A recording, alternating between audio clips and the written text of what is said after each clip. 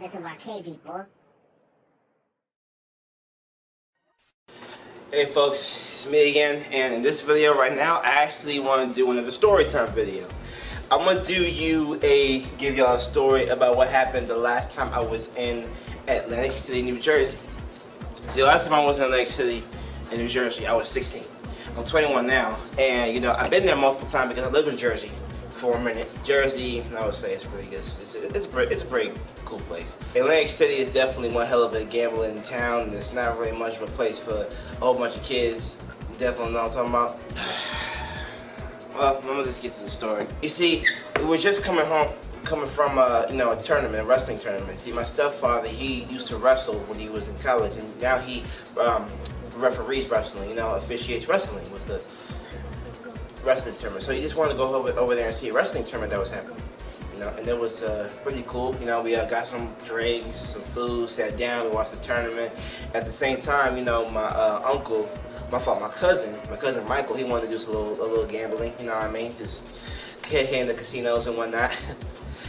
I love, when I was a kid, just like going on the boardwalk. The beach is beautiful, you know what I'm talking about. But this is during the school year, during the winter, so usually during the beach it's not really a perfect time, but it is what it is.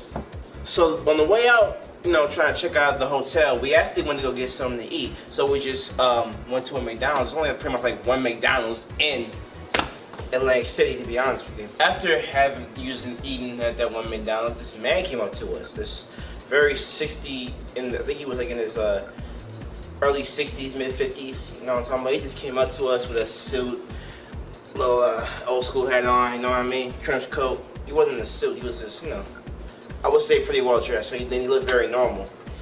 He was just talking to us, and I personally didn't know him. I thought he knew my stepfather, but my stepfather didn't know him either. He just looked familiar.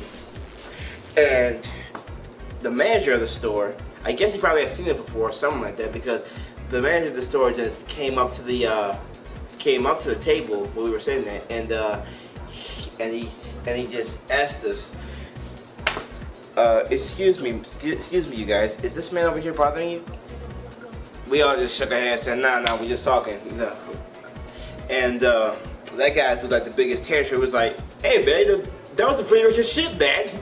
Like, this is my family. This is my family. I'm like, I was like, I went that motherfucker. I don't know you, nigga. and then he went over there talking about. He followed the manager all the way to the back of the store. Talking about, but hey, man, you can't be doing that, man. You really hurt my feelings, man. You hurt my pride right now, man. I'm just saying, man. This man threw the biggest tantrum. He just left and forgot the whole entire conversation that he was having with us. He just wanted to make the manager's life a living hell. And he got his boys all outside, and yes, his boys, they were like in their 50s too, like really, just really grown, real grown people. And that's not even the worst part. The nigga went to the joint was like, to the counter, even back to his office, really throwing the tantrum. The manager was like, sir, I'm gonna have to escort you out of here right now. I really am, because you're bothering all my customers. But you bothering me? I was your customer. Why are you doing this to me, huh? I didn't do nothing to you. I didn't do nothing to you. And you gonna go ahead and just tell me some racist shit like that?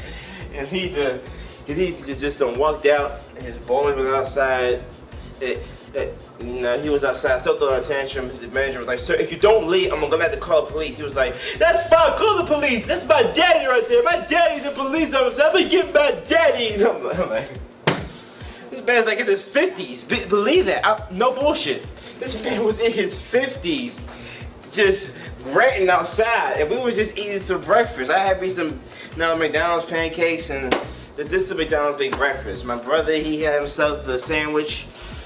I don't know, I forget what my stepfather had, but my cousin had, but anyway, this is my daddy.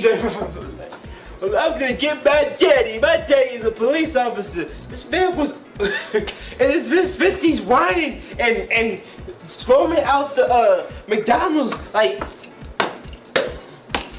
with his lit cigarette in his hand, just huffing and puffing, smoking and just moping and walking all around. And you know, we actually left, but then after saw the police came.